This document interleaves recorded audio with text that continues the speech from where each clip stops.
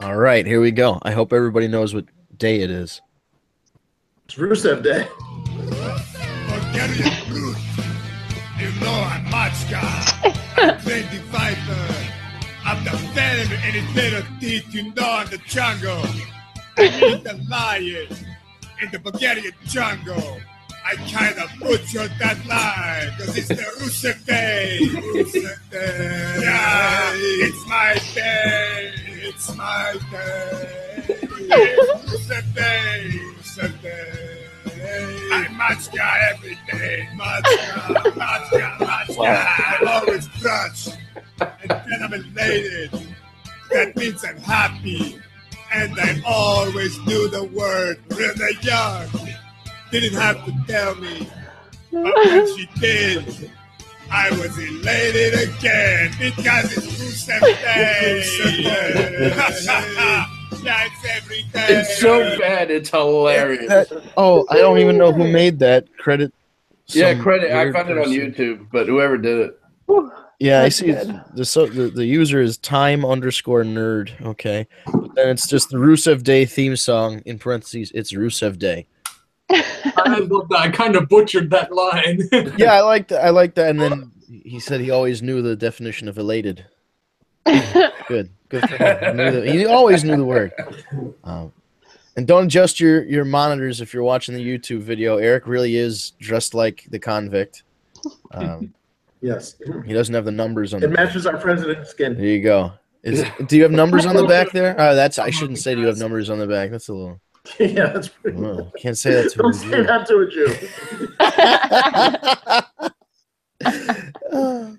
Jew. You're perfect with the shirt and then the white undershirt. Yep. What was his? Did he do the claw as a finisher? That guy, I don't know what he did. Kevin Wash Schultz. That was his shoot name. Choked Vince McMahon in the block room. That's all I remember. He was mad about his SummerSlam payoff, and They're supposed to feud him and Undertaker. at right, some he was supposed to be a big deal. Was it Nails? Was that his name? In point. Nails. Nails, but the convict was his one of those like the AWF or something. But he was mad about his payoff for SummerSlam. So yeah, he went after Vince, and then his defense in court was that in that moment he didn't try and attack Vince. Vince tried to sexually assault him, and therefore he was defending himself. Sure. Which, yeah, I mean, out of all the guys you would sexually assault on that roster, it would be Nails. You had Lex Luger, and you had Hulk Hogan and the Ultimate Warrior and Macho Man and Ric I don't Flair. think he's Pat Patterson's type. I only molest top-level talent, damn it. Maybe that's why he got mad. He got turned down. That's awful. We're bad If like people. for an extra 30, I gotta feel. For an extra. Oh dear Lord. Was it worth the pay cut? Oh, he was mad about the SummerSlam payoff didn't come with a happy ending. Womp womp. So this is the War Report. This is the War Report brought to you by TagMeDate.com. The first and only dating site exclusively for wrestling fans. Find your tag team match amongst our very large roster of superstars and divas. And TagMeDate.com is free. Speaking of, and I'm going to mention this very briefly, and then we'll talk about wrestling, since we do bring up Tag Me Date quite a bit. OkCupid stinks. And I know I say this kind of as a joke at the end of the shows, but let me explain further. You know how whenever you would like to send a message to somebody, like a letter or a text message or something, you compose that letter and then you send it and the other person receives it and then they can read it. What they've done now is if you aren't matched with someone, you cannot see the message and you cannot see who sent the message. They send you an email that says someone likes you and they sent you a message, but you have to go through and try and match. So they're trying to make it like Tinder and Bumble and all the new Right. apps. And but then here's the thing. If you don't want to go through all that, they have this thing called A-List, which for $14.99 a month, you can see everybody that likes you and sends you a message. Oh, score. What that thing that you can do on Facebook for free, send a message to somebody, and they will receive it. They want you to pay $14.99 for. That's terrible. And Tag Me a Date does not do that. So sign up for Tag Me a Date. We're completely free. We're completely free. Exactly. As of now. And if we ever thought about charging, we would never even charge more than the network, which is $9.99. Which is nice. Yeah. So that's just ridiculous. So if you're a wrestling fan and you're on dating sites and you want free access, you're fucking stupid not to check out TagMeADate.com. Because, and I hate to be that guy, but sometimes you make like if you're doing those flash judgments, you're swiping left or right or whatever it is. Yeah. One day you'll swipe left, and then maybe another day you would swipe right. It's just a matter of how you're feeling in that moment. And if you don't perfectly match up with somebody, you can't see the message they sent. I don't like part of the whole charm of a dating site is that you don't know the person and they're approaching you because you don't know them and they discovered you. So they're trying to send a message to get your attention. Now there's a paywall in front of it. That's awful. You can only send messages if you have matched already. That's Let's talk about wrestling. That's awful. Go to tagmeadate.com instead of OkCupid. This and every Rusev Day.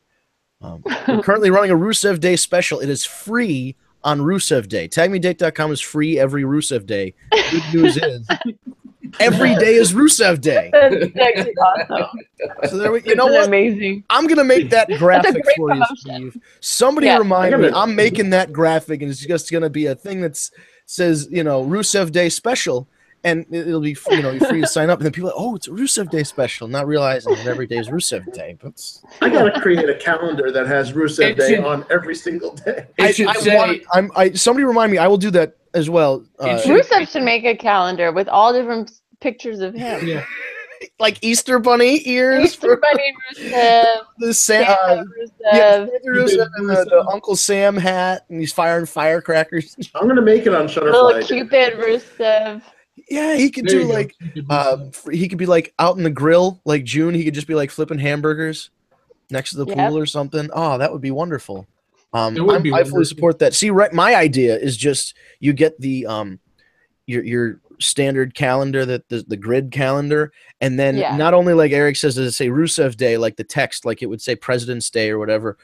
You also just have a big face, like a smiling Rusev face on every day. So it's just he's every day when you see it, he's elated that it is Rusev Day. So it's just a different smiling Rusev calendar of Rusev Day for every month. And then for Christmas, you could do like an advent calendar with all Rusev Day. Oh my God, a little Rusev chocolate head. There you go. His birthday is Christmas Day. It's perfect. What's amazing is that we have now spent the first 8 minutes of the podcast talking about Rusev Day, and it's all because of Rusev Day and Aiden English. And I mean, listen, Rusev after SmackDown this week is the most over guy on the entire roster, and he's the #1 seller of merch, which is merch. Just what's that mean? So I'm just blown away that Rusev is like severely over and in line for a massive face turn. Question. Could Rusev be like a dark horse winner for the Royal Rumble? Ooh. I would love it. You can't rule it out. I mean, I would be all right with it, but I mean, I don't know. But would he Machka AJ? Or would he I'd like to see Rusev Brock? versus Brock Lesnar. That'd be great. That would be good. I think it would be good. They would really have to build to it, though. The thing that kills Rusev is just the history of getting destroyed in important matches. Hi, John Cena. I said this back then, and I will say it again because I said this when it happened, and you can go back to the old podcasts. Rusev drove out to WrestleMania on a fucking tank and lost. A fucking tank. A tank, and the whole Russian army couldn't beat John Cena. That tank was awesome live. The tank was awesome. It was so cool. It should have shot either fireworks or a giant Bulgarian flag out of the front of it. It should have shot lawn at Cena for the win. Should have shot a bunch of D batteries at John Cena. Yep. He couldn't see them. John, can you see the battery? I don't know. That would be such a interesting thing to bring back. Would be the tank. There would be no. He's not even a like a military or a political guy anymore, like he used to be. No. But I feel like they could bring back the tank. They could find a reason to bring They back. could find a way to bring. Why not? You just need a tank sometimes. That could be it. He rides into the ring, and then Renee's like, "Hey, why'd you bring? Sometimes you just need a tank. I don't know." Yeah, and then something shoots out. And it's just a flag that says Rusev Day on it. Yeah. There was a there's a kid called Rusev Day. ring. Oh man, and then they bring back IRS, and IRS is like, it's tax deductible because it's a holiday gift or something. I don't know, 'cause You'd audit the tank. he writes it off as taxes. Yes, Rusev is he's on a little bit of a tear now, thank God. He's one of those guys that he's very similar to me to like Bray Wyatt, where he was getting built up and he got a bunch of pretty good wins and was like a good undercard heel, US champ, whatever kind of guy, and then just ran into the brick wall that is John Cena and never recovered. And now he's back. I think the thing that really killed him was the whole love triangle with Ziggler. It is a fish. He just had the fish, the cold fish. Why did he have a fish? Lana is cold fish. Okay, Lana's cold fish. All right. Yeah, that was pretty bad, and that was all. That was to punish him and her for her posting a picture of her engagement ring on Instagram. It's not even Lana. She goes by her shoot name, and it's not it's not like a WWE Instagram. It's hers, Yeah. Mhm. and it's real life. The fans didn't already know that anyway, Right, and it's not like the people didn't already know behind the scenes Lana and Rusev were dating, and then it's no surprise if they were dating that they got engaged. It's a thing that people do. But Yeah. that is the history of Not in WWE. WWE. No one gets Fucking- engaged unless they book it. And they fuck with them because they tried to split up Renee and Dean for a while. Yep. They split up Lana and Rusev. Every couple, they split them up to fuck with them. And I don't know if it's partially because they're like, oh, well, these relationships never really work out, and if they get divorced, we lose one or two superstars or some. I don't know if they're doing math in their head like that, the accounting. But don't. That's got to play a big part of it. Just don't do it. Like if I think it does because they feel like maybe if they squash it and the two people just break up and they're on separate brands, it's fine. Yeah. I don't know. Not my favorite thing that they do. Fucking with people, because then the worst case scenario is like a Punk AJ situation where the two main eventers and the champions of that you build brands around left. They're gone, never to be seen or heard from again. Both gone. I don't know if they look at that and go, we don't need any more relationships because that happened, but they also need to realize that the reason that happened was they were taking such extreme steps in the first place. Yeah. Kind of a horseshit situation. But what is on the docket for tonight, aside from it being Rusev Day? Well, we got a new tag team tournament on SmackDown. We have We get a U.S. Championship tournament. Right. And what the fuck is going on with Ziggler? Like I'm assuming this is he gone? I think it's storyline, personally. It's gotta be a story, right? Story. Ooh, maybe and then he'll. But then what? Is he going to come back at the end of the tournament and say, I never actually relinquished the title? They made me, or some bullshit? No, I like think that? he's gonna come back. Maybe he'll come back and win the Rumble. What? Oh wow, that would be great. I was thinking he was gonna come back with a new U.S. Championship because that belt is so old now. Like a pink one. Oh god, zebra pink. The Motley Crue. Yeah, It'll be the Motley Crue championship belt. comes out and Striper plays him to the ring. I would totally buy that Striper's belt. a deep cut. But like I was really thinking, what if they just were trying to make a new U.S. title more in line with how they other ones look and have the logo inlaid and et cetera, et cetera. Or maybe one that looks with the U.S. flag on the background. Right, imprinted in the background, a different colored strap, maybe a blue strap. I don't know. How about a red and blue? Red and blue white in the middle. Oh, like an old school.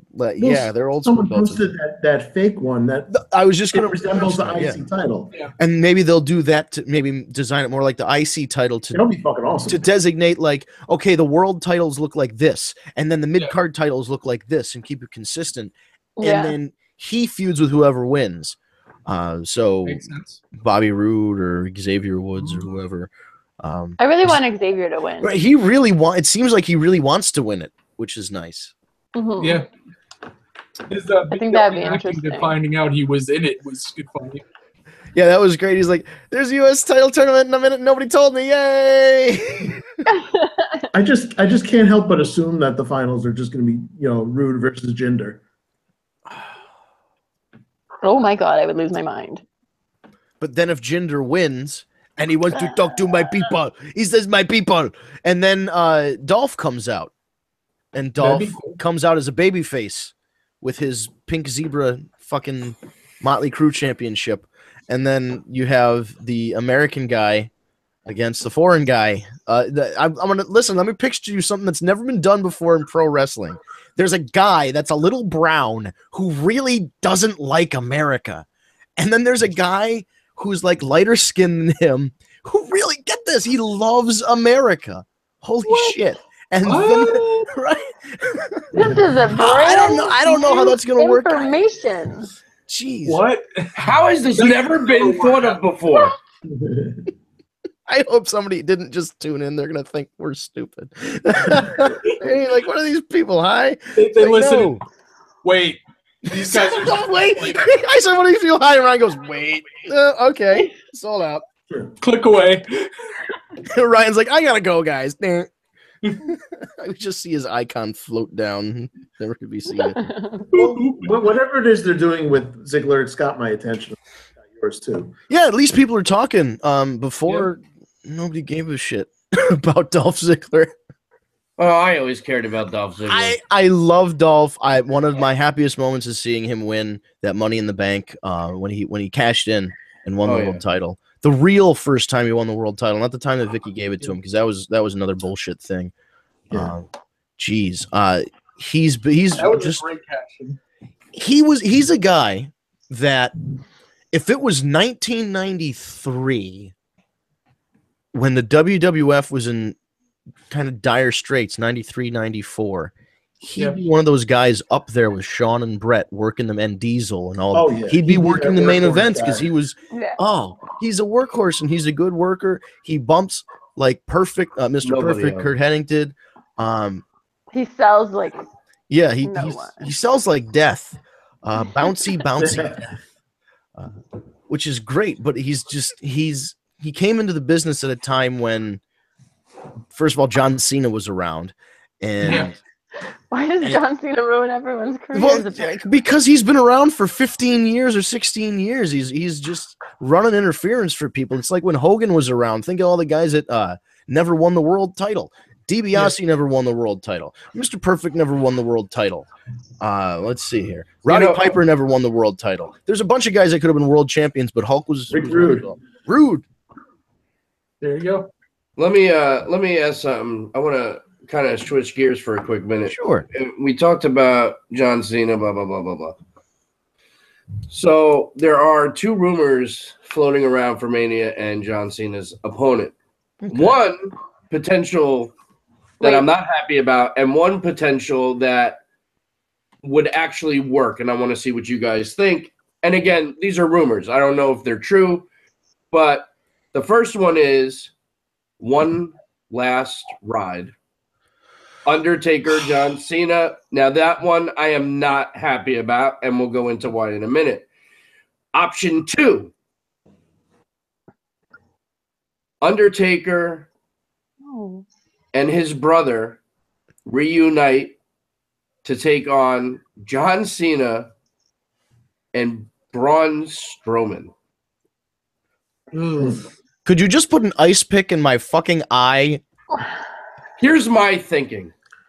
if you have to bring Taker back after you pretty much You killed him. You killed him. Yeah, ended Buried him. He literally went to hell.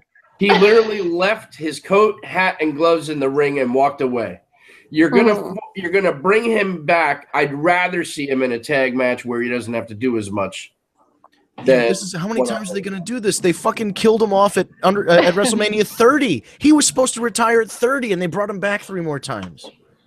It's hard to watch. Like I'm such a huge Undertaker fan, but it's so hard to watch him wrestle now.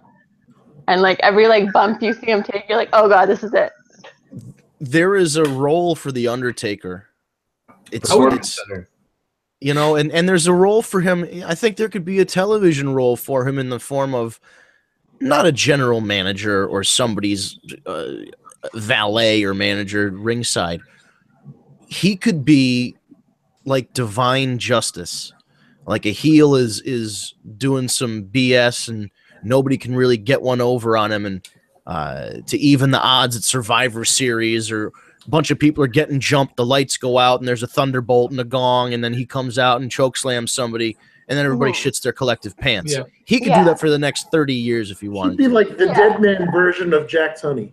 He would be like, yes, he would be like 9/11, or not 9/11, 911 from ECW. No, I'm thinking in my head, that's the numbers. Still, I mean, 911 was a whole other disaster because he was in ECW. But remember 911 in ECW? Chokeslam everybody. Yeah, they would call him. Literally, it was when people were in trouble, they'd call 911, and he'd come out and help them. So it could be like that, but it would be when like Undertaker picks and chooses. So you couldn't always rely on him. And maybe somebody comes out and is real confident that whatever happens, the Undertaker's got my back, and they're waiting for the lights and the lightning and this and that, and nothing happens.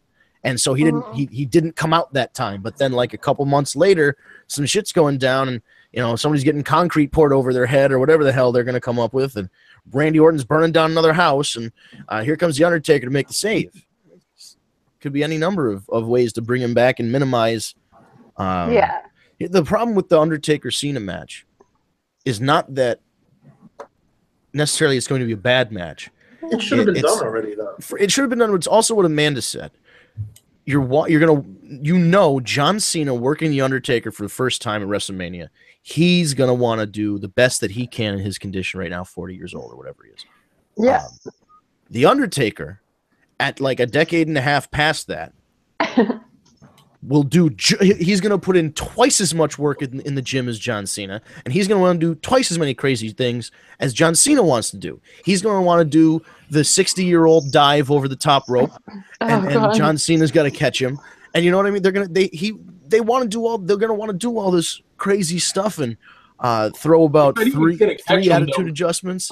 Yeah. So I would trust Cena to catch him. Oh, Cena does have some very large arms and pecs and all that. He can catch him, but I mean, they're gonna go into it looking to especially if it's the Undertaker and he figures it's his last match. He's like, screw it, I might as well just, if I'm gonna get injured, right? If I just do everything I've maybe skipped out on doing, or turn it up a little bit, because hey, if I get injured, it doesn't matter. I'm out. Anyway, it's my last match. But why are we talking about this? Why are we talking about it? We shouldn't be talking about it. The Undertaker retired. He descended from the ramp. Unfortunately, we have to come to terms with the fact that it looks like this is happening. You know the end scene in Homeward Bound comes back. Homeward Bound, the one with when like the dog and like the old injured when he limps back.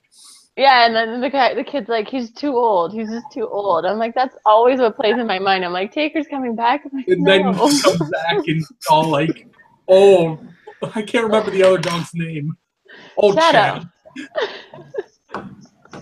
Yeah. You rascally dog. Wow. I mean, are they going to bring back Shawn Michaels to say, I'm sorry, I love you, and kick him too? I mean, no. Although that would be a great way, like if they ever wanted to have somebody that just fired people. Yeah. Just be Shawn Michaels. Yeah, have Shawn Michaels kick him, super kick him, and that's, future endeavor. Remember how they got rid of the Spirit Squad? They shipped him to OVW. That was great. That was dirty because only internet marks knew that joke. That joke wasn't for everybody. Right. You had a small subset of people who know what OVW was, and actually in the crowd when he slapped the sticker on, they must have been somewhere the right area to do this. People did pop for the OVW sticker. That's still, and they're still running. They're not affiliated with WWE anymore, but they're still running. Danny Davis and all them. They do, and they're producing. I think there's a YouTube show because I think they're still doing what they've been doing, the live shows every week and TV every week, because they're still, even though they're not affiliated with WWE, still preparing people with the same system that had been used to train people in the WWE. So it's a successful system if you get in there, and it could give you some good experience indie wise. So Amanda, not to switch gears entirely, but you got approached by, and I'm so mad that this, I'm not mad in a mad sense, I'm mad in a jealous sense, that you got an email from the National Wrestling Alliance, heretofore known as the NWA, owned by one William Patrick Corgan, and from Smashing Pumpkins, one of my favorite bands. And then you got an email from Dave Lagana, and he asked you some questions, and I'm hoping through this that we can build a relationship with the NWA and maybe get some of their people on. But if there's anything pertinent or interesting that in that interaction, like anything that you can I know they're planning something, so maybe don't spoil the project, but fucking spill your guts, woman. Let us know what do you know? What do you know so far? Well, he was just asking about my opinion on like the direction that they were going in, especially with all their videos on YouTube, and that they eventually want to do the same thing that they did with Tim Storm and, is that his name? Yes. And what's the other guy's name? I'm sorry. Nick Aldis, formerly Magnus. So with that storyline, they want to do the same thing with the women's championship going into 2018. And that's a great idea. Yeah, totally. They did a lot because, I mean, I was busting Tim Storm's balls before understanding the story of Tim Storm.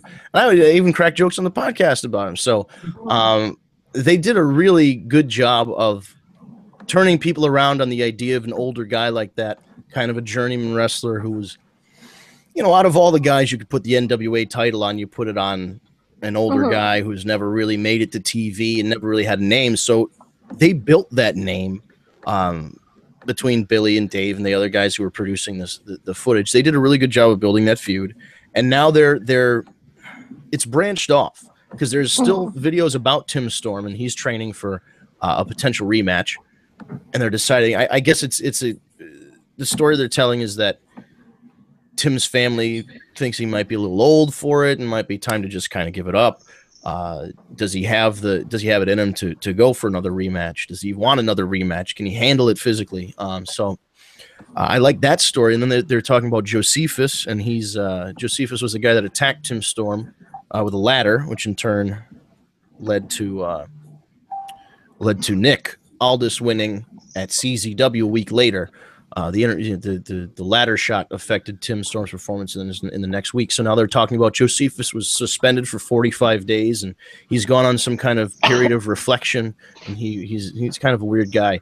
He has a woman with a shaved head as his spiritual advisor, and she doesn't really say much, just kind of stares. But so they've got that story, and then they've got Nick Aldis, and Nick Aldis is with Austin Idol, another former champion all over the world, and Austin Idol is he's got a little more flash and flair than Nick Aldis is been known to have, because Magnus was always a little bit of a stoic, like a gladiatorial kind of character. And now he's kind of showing a little more personality with Austin Idol around. Austin Idol's got personality by the buckets full. So it's a good pairing in terms of trying to get that to rub off onto Nick, because like I said, there's kind of a perception that, not that he's boring, but that he's what is a Nick Aldis as compared to a Tim Storm or a Josephus or a somebody a Gold Dust or whatever. But he was the guy that didn't quite fit when they made the new Main Event Mafia and they put him in there. Yeah, it was just because I guess he didn't have enough time in the soup. He was just not. not as experienced as the other guys.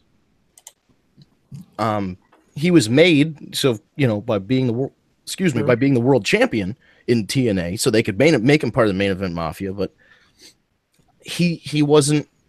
He never really reached that level anywhere else to be considered. Oh yeah, this guy's a main event player everywhere he goes, like a Booker or a Sting or a Nash, and that was the original incarnation. So, yeah, he's got a ways to go, I think, in terms of showing people. And I think this maybe, this is the way they're doing it with these videos. But Nick Aldis has a ways to go to show people that he's that guy. If he's truly the guy they're going to build around, this is his forum. This is his opportunity now that he's got the NWA title. So, I mean, more power to him. I don't wish him any ill will. I really hope he does well, because I like the NWA. I like the idea that the NWA is coming back. It would be a nice, fun thing if he being Billy and Dave Lagana and all those guys got to take the NWA to. And I'm not saying they're going to compete with WWE right away or at all ever. But if you could get them to move up the ranks and have the NWA be considered where it used to be a couple years ago as on par with a Ring of Honor level, promotion, and then maybe build up to something that's more like how Impact used to be seen as the number 2. And that was a fun time when you had the Thursday night Impacts and then you had the Monday Night Raws, and there was still some kind of competition. It felt a little bit more like competition because people would jump back and forth. It was not the Monday Night Wars, but it was still fun. So, if you can, it's baby steps. If they can get themselves built up, the NWA Ziggler could go somewhere and be a main eventer. That would be if they let him do like an excursion type deal, or he took a sabbatical and he got to work the indies and he got to work the NWA and stuff like that, and still spread. People are always going to associate Dolph Ziggler with WWE. Yeah. So if he goes to an NWA or he goes to the indies, the WWE brand is represented and it will be in people's minds. So when he goes back to television, they're going to go, wait a minute. I just saw this guy wrestle in a high school gym in front of 1,200 people. And now he's back on. So they're going to be drawn at least back to the story of Dolph Ziggler. And if they don't watch WWE as regularly, maybe they'll tune in more regularly. And if they're more of an independent wrestling fan, maybe that gets them engaged back in the main product. But it would be beneficial to everybody because he still makes his money. He still gets to work. And by the time he comes back, he'd be better for it. What if he wrestled in Japan? Yeah. By doing the indies. Mm-hmm. And Cody's killing it. Killing it. Did you guys see there was a New Year's Eve live stream? DDP had Cody and Brandy on his live stream. I can't say I saw that. Where he gave him the Dusty's fur coat. Yeah. He actually bought, I guess the story goes, for Final Battle, Cody borrowed this jacket that Dusty Rhodes used to own. Dusty gave it to DDP. It's his big fur coat, and he wanted to wear it out to the ring for Final Battle, the main event there. And he gave it back to DDP after the match. And so he kept, he just figured he was borrowing it. And DDP decided on, I think, he decided beforehand, and that's kind of the reason he invited him there. He gave the jacket to Cody so he could have his dad's old jacket. And it was a nice moment. There's a video of it, I think, on DDP's, either the DDP Yoga or DDP's Facebook page. And there's inscriptions on the inside of the jacket. Dusty had his name monogrammed, Dusty Rhodes. Oh, wow. On the other side, DDP put Diamond Dallas Page. And Cody was joking. He was like, I was going to have my name embroidered in it as a joke before giving it back to you. He's like, but I wasn't sure if you'd be mad or not. So he didn't do it. But now I'm pretty confident he's getting his name embroidered on the inside of that jacket. And I'm sure. That would have been a good joke. That would have been such a good joke. Oh, and wrestlers do shit like that all the time. So it would have been completely in line with the style of joking that they do. It's not a cobra under a cabinet. Yeah, I think the real dick move would be crossing out DDP's name and then putting your name below it. Just put it right over it. Oh, just a big ugly patch. That's just fucked up.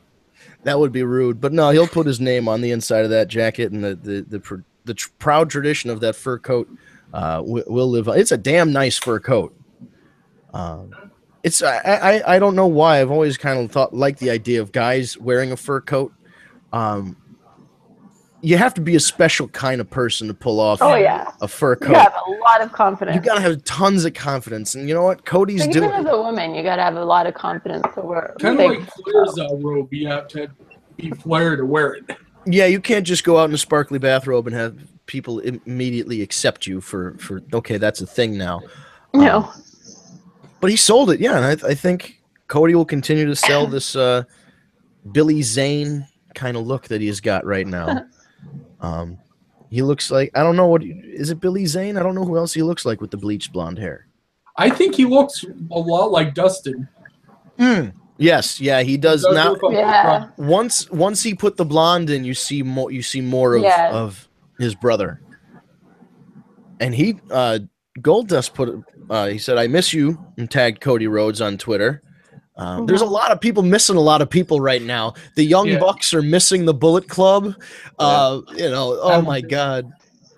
There's speculation that either Gallows and Anderson or Balor's contract is up in like October or something, or by the new year. I heard it was 2019. Oh, it's 2019. Yeah, so yeah, so it's like throw out there. Right, and Tama Tonga or somebody from the Bullet Club mentioned it. It was like December of 19. Yeah, and he had like a date, and then it was a picture of all those guys too sweeting, and then I don't know. They haven't really done enough with the I don't even know what to call them. They're not the club. They're not the Bullet Club anymore. Gallows At least we saw them last night. If this is the start of the Balor Club thing, finally, I have no complaints. I have zero complaints other than what took you so long. Right. But if they're just like doing it for 1 week and he's like, listen, it's better that they're on my side of the ring than their side of the ring, because if he's on their side, I don't know what they're going to do with him, and I don't know what he's going to do with me. And at least they like, shush. I'll tell you though, the thing I noticed. Oh yeah, what if Balor starts doing? He's like, listen, there's a 33 1/3% chance, and he's just the Steiner Math promo. But Balor and Gallows and Anderson smiled the entire match. Yeah. All they did was smile. They were so happy. And they were smiling. They were just so happy to be tagging together. And let's hope that happiness continues. It was funny at the live show on Saturday. They faced each other. It was Balor against Anderson. Huh. Yeah. Yeah. They I don't know. House shows are the Bizarro World. And Toronto is Bizarro World. That too. It's a double Bizarro World. Double Bizarro World. Does that mean things go back to normal, or does it mean that it's twice as bizarre? It just goes further in. Further in, yeah. Just goes crazier. They're in the upside down at that point. And so is it Crusher Khrushchev Day instead? No, it's the New World Order Day. Every alarm clock is just the NWO music. New World Order. That'd be a hell of a way to wake up.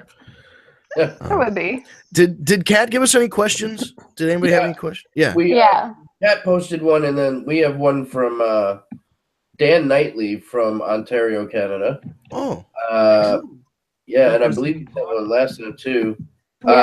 This is a really good question.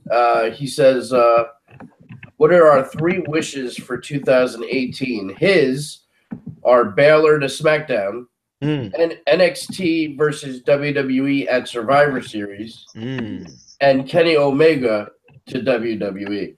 As nice as that would be, I'd kind of rather him stay in Japan. Omega? They fuck everybody up. Look at Shinsuke Nakamura. Yeah. Shinsuke Nakamura hasn't wrestled a match that meant anything since NXT. Yeah. Thank you, Ryan's right on top of it, NXT.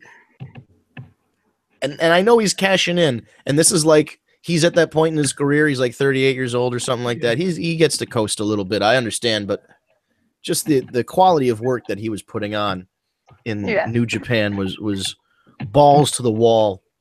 And it's just a different style here. Are they even allowing them to? Right. Probably not. They want to minimize that because you can't. New Japan's schedule is different. Yeah. They don't work as much, but it's a still pretty grueling schedule because of the style they work. So even though they don't work as regularly, they take harder bumps, and the punches are a little more shooting, a little more snug. Yeah, overall it's just more rough. So there are a lot of injuries, especially when they do like one of those tournaments that there are no breaks. It's like a 16-day tournament, like the G1. Yeah. That's when people tend to get banged up, but that's why they minimize it so much in the WWE. It's like, listen, you're wrestling these house shows and this and that. We don't want you bumping and doing any of this crazy shit. We want you to hit that back bend thing, and then we want you to hit the kick and go home happy, and everybody wag their fingers and go, yeah, you know, that's really all they want. But it's just, it's like watching a really good chef working at like a Chili's. Yeah. He's making the fajitas are good, and I like the fajitas, but you know he could do better. Exactly. That is now the fajita analogy. There we go. For Finn Balor's career, he's a fajita chef. So, what are your wants for 2018? What are your top 3 things you want to see happen in 2018? I would like to see the Young Bucks and Cody actually pull off this 10,000 seat arena show, independently financed by them and the sponsors that they get, to show that it's possible. Because there is such a market out there. There are not just WWE fans, there are New Japan fans, there are fans of Joshi women's wrestling in Japan. There are fans of indie wrestling, there are fans of all kinds of professional wrestling out there. And the WWE can get 10,000 people. And of course, they've got a big machine behind them. But then they can get 10,000 without blinking. If these guys can do it, it changes the game.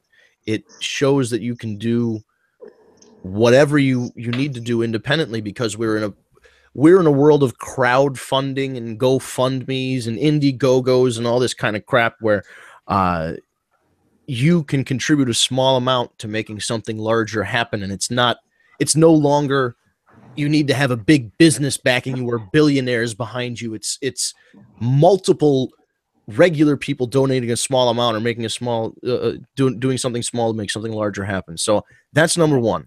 Number 2 would be some sort of talent exchange or loose association of the WWE and New Japan, and that's a pretty far off goal, I think. But it would be nice if this Jericho situation with Omega, that match is coming up on Thursday, the 4th. How do people watch that match?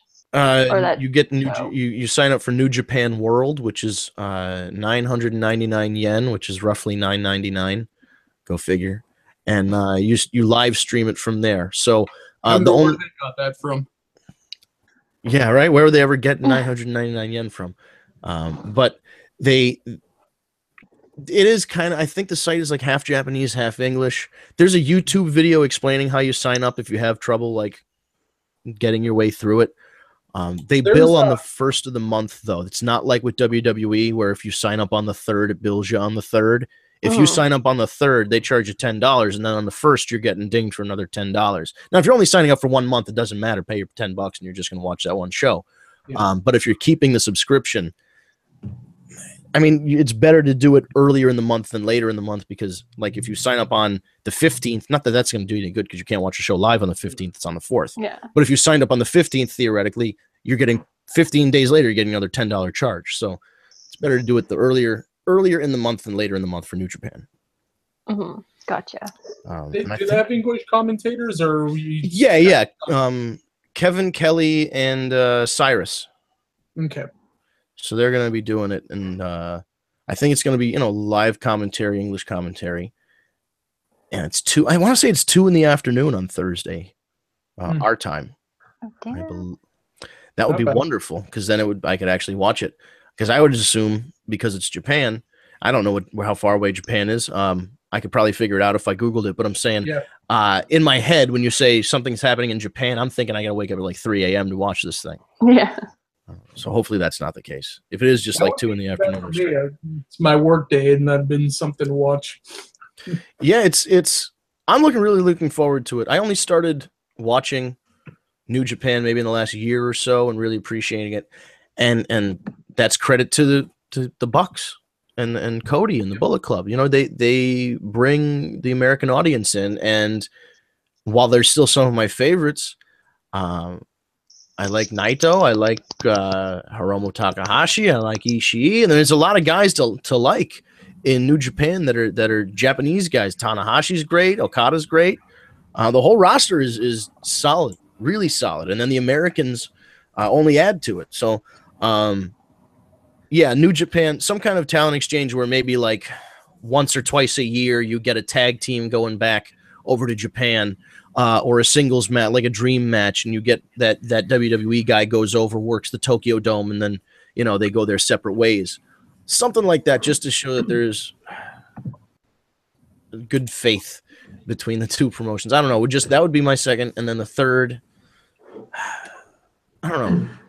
The third would really be if there became a second competitor, that arose over the course of the year, and whether it's the NWA or whether it's Impact Wrestling in Canada now, trying to make their return, or whether it's Ring of Honor really blows up, or New Japan does really well in their U.S. expansion. I would like to see somebody at least contesting for number 2, because the number 2 is distant. It's Ring of Honor, but it's distant right now. It's very distant. If they just made progress, if anybody made progress towards being even a smidgen closer to WWE than they are at the beginning of 2018, at the end, the end. So that's what I would be looking for as a number 2. Very true.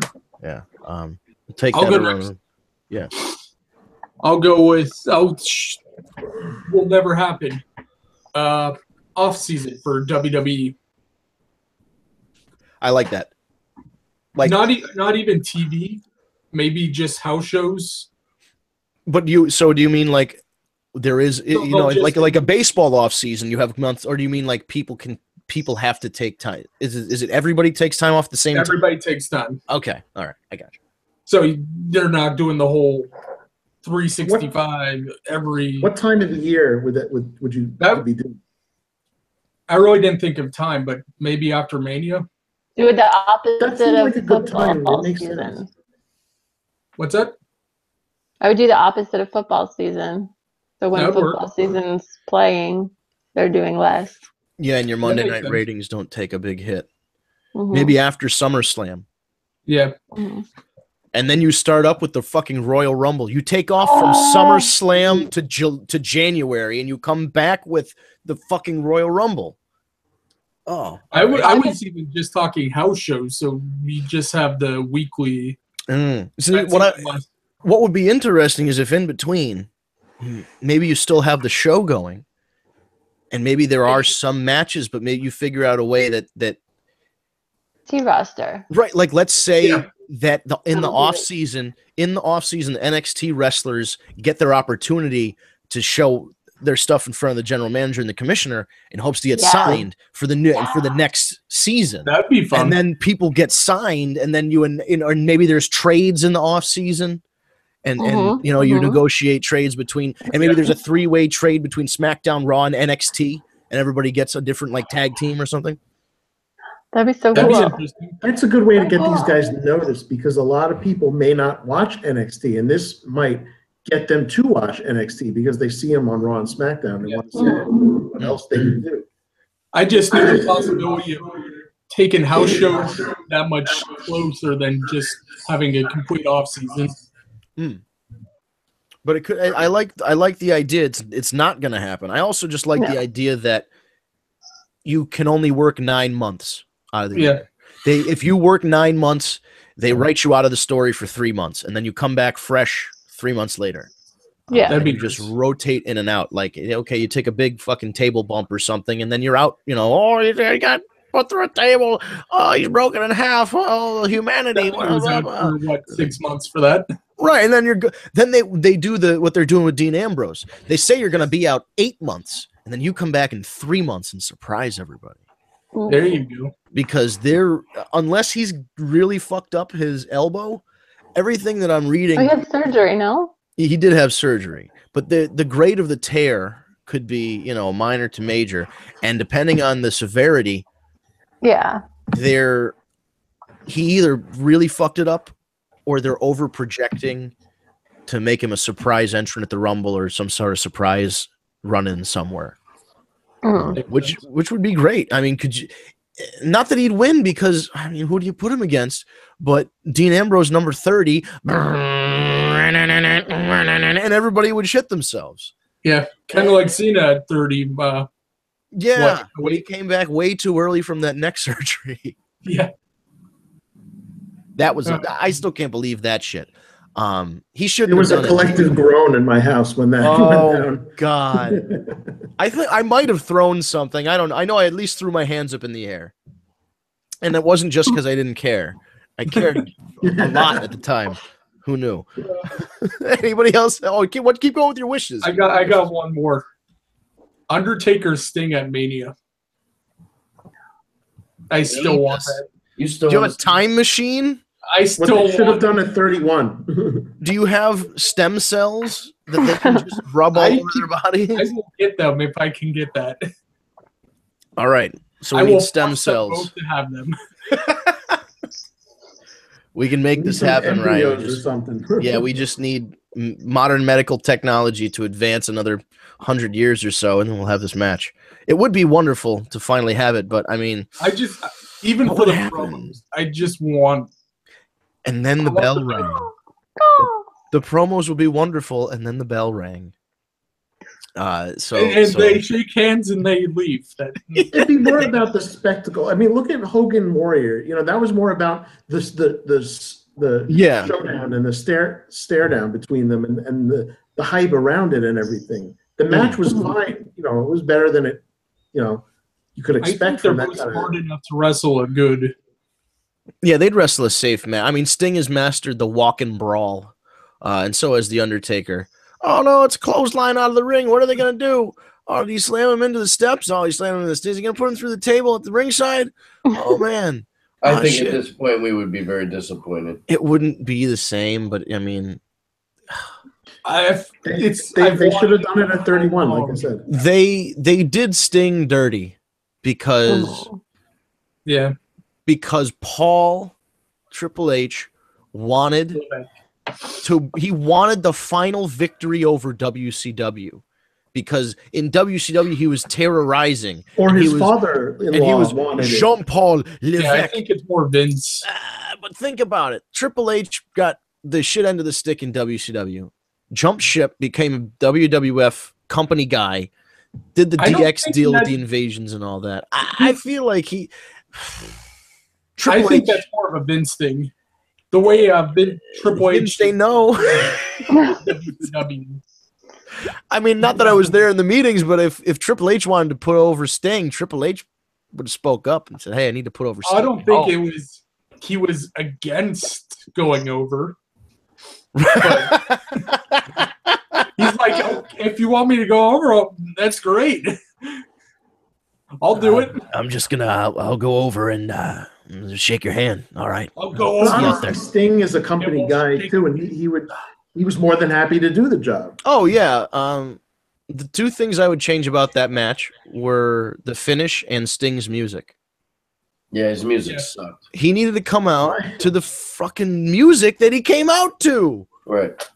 Like when they screwed up Goldberg for those couple years. Remember when he had the WWE run like 02, 03, and they used the wrong music for Goldberg? Yeah. Oh, that bugged the shit out of me. I hated that too, yes.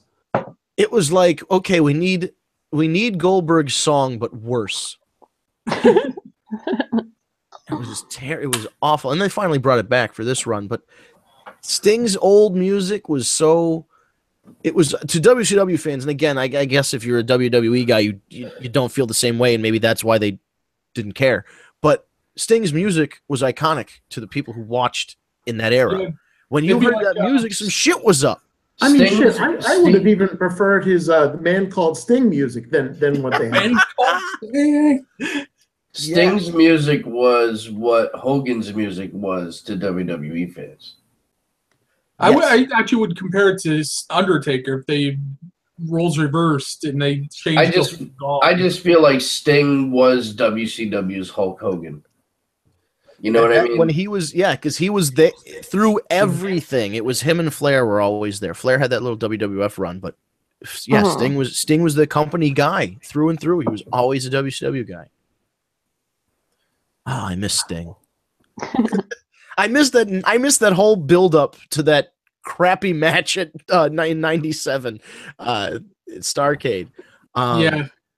And I even then the match was fine. It was the finish that was slow fast count. Yeah, that should have been a complete squash. That made Bret Hart look like such a fucking goober. They didn't even need Bret Hart in that. Anyway. No, and that's what fucked it up. He's like, I need to come out and right this wrong that didn't happen. That count screwed up Bret's role. Yeah, it did. It screwed up everything. If it happened the way it was supposed to happen, Bret fixed stuff and made it right. But it didn't, and it made him look like a fucking goober. All right, what is everybody else's wishes? 2018. I would like to see a big return. Somebody that is it clobbering time? I would not be opposed to one day his music hits. I would love to hear that music. So I would say that another one would be Shinsuke Nakamura is a champion, a world champion. I was going to say, I very much like Intercontinental Championship. Thank you. Like, no, let's not do that. A world championship. Yeah. And third would be the fuck would I got a third that would never happen. What's that? But it kind of piggybacks off what you were saying. But instead of time off or anything like that, go back to 4 pay-per-views. Ooh. Just go back to the big 4. Use the rest of the time to build long-term storylines. And have the champions wrestle at the big 4. That's what I like. And I think it's been mentioned a lot, but things like TLC, Hell in a Cell, the pay-per-views that are named after the match, that shoehorns you into you have to have this type of match. Yeah, it dilutes it, I think. Right, because the Hell in a Cell, you had to build to a Hell in a Cell match. You had to go through every other match with the guy, and you both had to draw or get DQ'd or some bullshit had to happen, and it led to a Hell in a Cell match. Now it's like, oh, is it October? Well, let's do it. Yep. It really does devalue the Hell in a Cell. Dane and Kevin Owens in Hell in a Cell. Right. There was one where, what was it? It was Randy Orton against Daniel Bryan, and the winner got to face Triple H, and the loser got a world title match? I was like, how the fuck does that make sense? Pin me. I don't give a shit about wrestling Triple H. Yeah. Fuck. Like, they didn't make it. None of this shit made any sense. It's just they shoehorn. TLC, I understand, because that's a yearly event and you can get the briefcase. Or no, Money in the Bank, rather. You get the briefcase. That's fine. That's something where you could even do that on a Monday night show. Or you could do a network event special or something like that in between pay-per-views to kind of like you would do a Saturday night's main event in between pay-per-views back in the day. I was going to say that. Yeah. So you use that. Maybe even you bring back Saturday night's main event TLC or Saturday night's main event Money in the Bank, or you call it In Your House, and it was In Your House colon and not the word colon, the punctuation. The natural colon. Yeah, In Your House colon TLC. In Your House Money in the Bank. What the fuck? Every time they bring back King of the Ring, somehow they fuck it up. I know, and it should be so. Well, when Booker T had it, they didn't fuck it up because Booker T was great. Hey, fella, do you like my horns? That Sheamus crown was bad. King Booker was great. It would have been great for Regal. Regal's was decent until he fucked up and then got suspended or something. You have to remember King the One, Billy Gunn. Oh God. We'd like to forget. Anyway, I mean, God, it's me, Billy, and I still absolutely suck. And on that note, Thank you. That's gonna bug me. What? What Rock was calling Billy. Oh, okay. I thought you were just gonna bug you that Billy Gunn that won the King of the Ring. will always bug me, but No, Mabel was the worst king. Mabel. Oh, Maron. That's right. Amanda and Eric, before I know we're at 8 o'clock and we're going to close out soon. Did either of you have wishes or fishes? It is cold fish. You would need more time. All right. Report back with some I wishes. go quickly. I would say the same with Finn Balor. Move him to SmackDown. Keep making these women break all these barriers and ceilings and keep going with this women's revolution because it's awesome. Yeah, I just, the one thing I want them to do is they need to normalize the fact that the women are doing awesome. They can't just be like, look at the first women's this and the first women. It's like, slow your roll. It's good. Eventually they're gonna run out. Right. They're gonna run out, and then they have to be like, okay, this is instead of doing firsts. Yeah. We're now just gonna go out there and top everything. It's gonna have to be a first if it's the first. Right. And I want to say this too. Big ups to WWE for stating the rules, and that if it's good for the men, it's good for the women, and keeping it traditional. That's what we wanted to hear. And there are 30.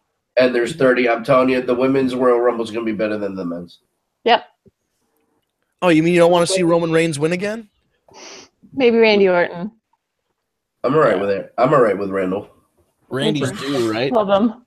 He won last year, no? Yes, I'm kidding.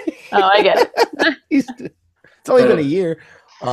When is that pay-per-view? Is it 4 weeks out? No, the 28th. 28th. Okay, cool. There you go. 26 days. I'm really looking forward to Wrestle Kingdom, New Japan. That show is going to be awesome. Does anybody else have any thoughts? Do we need to address anything before we? I have one more wish. Oh, one more wish. Some form of Bullet Club. Yeah. I don't want to see the Balor and. You want to see the Bullet? Well, that would be drop. That would be like double wishes. If me and you, we could have our wishes fulfilled by the talent exchange between New Japan and WWE. There we go. Everything comes together. If it's just Anderson, Gallows, and Finn. Yeah. And they just they could work a couple matches in Japan, and again, people would collectively shit themselves, and they make a lot of money. Yep. It would be good to have them appear out of nowhere and then announce the partnership, right? And just blow up the internet for a couple weeks. Oh my God, they would. Yeah, absolutely. More so than Logan Paul, if I'm staying topical. Nobody heard of it. What if you do that around Mania and you do the original Bullet Club, bring AJ into it? Have them invade, and then you already had Survivor Series. You had the perfect opportunity. Yeah. Well, there's always this year. Yes, let's hope so. This year. You mean like our Wyatt Family Shield Survivor Series match that never happened? That's true. Anything else we need to address, Steven? No, I think that's it for now. Excellent. Well, SmackDown has started by 3 minutes. I'm sure one of the McMahons is in the ring talking right now. I can tell you in a second. It's probably going to be Shane talking to somebody. Maybe Daniel Bryan's there. Yeah, I'm sure Kevin. If right, all four of those guys will be there in some sort of combination, and the look of disappointment on Shane McMahon's face will be palpable because now that's the only look he has in his face now is disappointment. So that's what's happening on SmackDown, I'm sure. But if you tune into the War Report, 7 p.m. Eastern time. Actually, oh no, did they start with a match? Incorrect.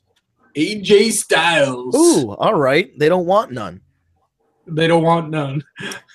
So, AJ Styles has started SmackDown, which we will all be watching in just a moment. But stay tuned to our YouTube channel here. This is the War Report, brought to you by TagMeADate.com, the first and only dating site exclusively for wrestling fans. Oh, also, I should point out, wow, that's a great Wrestle Rumble t-shirt that you have, Amanda. That is it. That's a very... Why, thank you. I made it all macho, man. Oh, look at that. That is very cool. So, yes, we were remiss to not mention Wrestle Rumble. Very miss. Amanda is cutting. You're like cutting in and out right now. Oh, she's like frozen. All right. So while Amanda unfreezes, Oh, you're back. Yeah, sorry. It's, That's okay. So yeah, WrestleRumble.com. Check out Russell Rumble for the Royal Rumble Pick'em. Big, huge prize list. Huge, Yeah, huge. you need to get in on that. Huge. There's all kinds of weird bets and stuff. Like, not bets, but like you know the. And the Rumble is the category. hardest pick'em ever. Ooh, Hardest pick'em. if Frank the Clown wins again, I'm just. Oh, I give up on life. right. That guy wins at everything already, aside from the. Yeah, he's winning enough Yeah. with Noel. Everyone should buy 30 entries. And try and beat out Frank the Clown. Yeah. Is the way to block Frank the Clown from winning. break his computer or his phone. Just have all your picks to block his picks. So yes, check out WrestleRumble.com and your questions when you submit them to AskTheWarReport@gmail.com. Entered it into a monthly pay-per-view pick'em entry contest, so to speak. Not necessarily the best question, but maybe the most interesting, the one that we get the most legs out of on this podcast. We pick one out and we give them a free Wrestle Rumble pick for the month. So stay tuned for that. And stay tuned to the Tag Me a Date YouTube channel for the War Report. What you do is you go to youtube.com, you type in Tag Me a Date, all one word, Tag Me a Date, remove the spaces. You'll see the Tag Me a Date channel. You can like the videos, subscribe, hit the subscribe button to subscribe and the bell to get notifications for when we upload videos or go live. And we go live Tuesday evenings, 7 p.m. on Eastern time. Check your clocks. If you're listening, you already know where we are. But we'll be back next Tuesday at 7 p.m. for another edition of the War Report. In the meantime, send us an email, ask us a question. And we also have to have Van from Hell's Kitchen on because we have a woman who wants to match. You know, this will be our first non We can play date. What's the game? Oh, like the dating game. Yeah. Right, Ooh, that'd be so fun. Right, that would be fun. So That would be great fun. it's a match that we would make outside of the Tag Me a Date website, but it's still Tag Me a Date making the match. Whoa. So that would be perfect. that's how good we do it at Tag Me a Date, which is free, and you should subscribe. Earlier in the episode, OK Cupid stinks. You know, we discussed that. So sign up for tagmeadate.com and upload your video promo profile picture. Do some messaging. It is free to do so, and we will see you all next Tuesday, 7 p.m. right back here on the Tag Me a Date YouTube channel. Thank you for listening.